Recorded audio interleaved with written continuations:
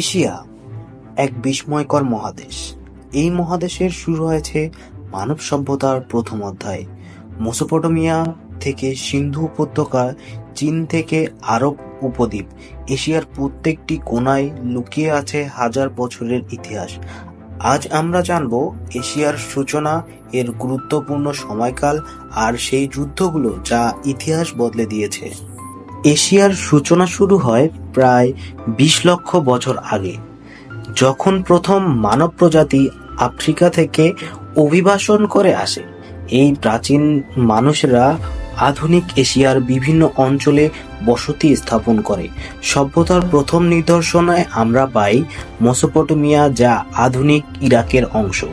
খ্রিস্টপূর্ব প্রায় 3100 সালের দিকে এখানে গড়ে ওঠে সুমেরি সভ্যতা, যা ছিল পৃথিবীর প্রথম লিখিত ভাষা ও আইনের জন্মস্থান। এশিয়ার বিভিন্ন অংশে গড়ে ওঠে ভিন্ন ভিন্ন সভ্যতা।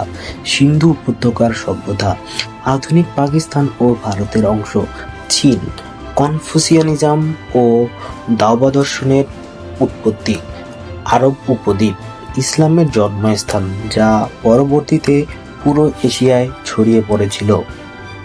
এশিয়ার ইতিহাসে অনেক যুদ্ধ সংঘটিত হয়েছে, যা শুধু এশিয়া নয়, পুরো বিশ্বের উপর প্রভাব ফেলেছে।